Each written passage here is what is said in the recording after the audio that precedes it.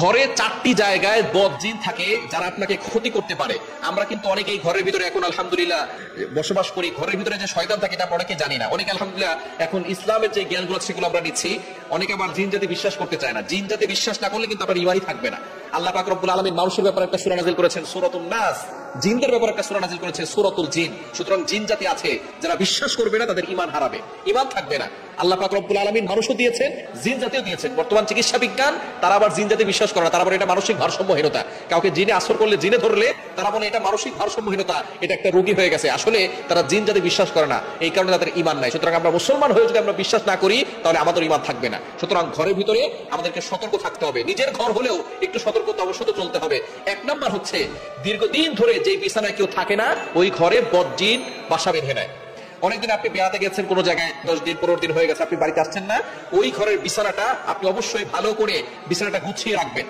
আল্লাহ হলে সেখানে বদজিন সেখানে থেকে যাবে এবং আস্তে আস্তে আপনি বিপদে পড়ে যাবেন। সেই ঘরে এসে যখন আপনি আসবেন বিছানাটা ভালো করে পরিষ্কার করবেন, ভালো করে সেটাকে ঝাড়া দিবেন। নবীজি সাল্লাল্লাহু আলাইহি ওয়াসাল্লাম 1500 বছর আগে আমাদেরকে সবকিছু সুন্দর করে জানিয়ে দিয়েছে। হয়তো ঘরের ভিতরে আপনি ছিলেন না, কোনো বিষাক্ত প্রাণী থাকতে পারে এবং জিন সেখানে বসবাস করে, আপনি সেখানে অবশ্যই ভালো করে আউযুবিল্লাহি মিনাশ শাইতানির রাজিম করে ফু দিবেন বিছানায়। এরপর আপনি বিছানাটা ভালো করে ঝাড়ু দিয়ে দিবেন, তাহলে ইনশাআল্লাহ আর কোনো ক্ষতি আপনার হবে না। এক নাম্বার হচ্ছে, দীর্ঘদিন ধরে যদি কোনো বিছানায় কেউ না থাকে তখন সেটারা জিনেরা সেখানে বসবাস করা শুরু করে দেয়। 2 নাম্বার হচ্ছে, আপনার ঘরের ভিতরে অ্যাটাচড টয়লেট যেটা আছে, সেই টয়লেটের ভিতরে জিনরা বসবাস করে।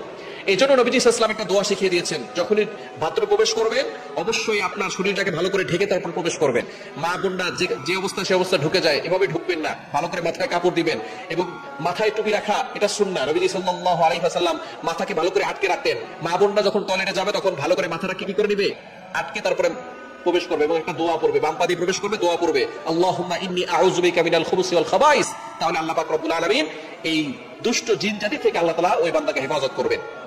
যখন কোনো ব্যক্তি দোয়া পড়ে সাথে সাথে এই জিনদের মাঝে আর ওই বান্দার মাঝে আল্লাহ তাআলা একটা পর্দা ঢেলে দেন, শয়তান তাকে কোনো ক্ষতি করতে পারে না। সুতরাং যখনই টয়লেটে প্রবেশ করবেন তখনই আপনি এই দোয়াটা করবেন, আল্লাহুম্মা ইন্নী আউযু বিকা মিনাল খুবুসি ওয়াল খাবাইস। 3 নাম্বার হচ্ছে, আপনার ঘরের ভিতরে রান্নাঘরে যেখানে আগুন জ্বলে সেখানে শয়তান থাকে, সেখানে থাকে। এই জন্য যখনই আপনি রান্নাঘরে যাবেন, বিশেষ করে গভীর রাতে রান্নাঘরে আপনি গেলে অবশ্যই সালাম দিয়ে যাবেন, আসসালামু আলাইকুম ওয়া রাহমাতুল্লাহ বলে যাবেন। তাহলে শয়তান আপনার কোনো ক্ষতি করতে পারবে না।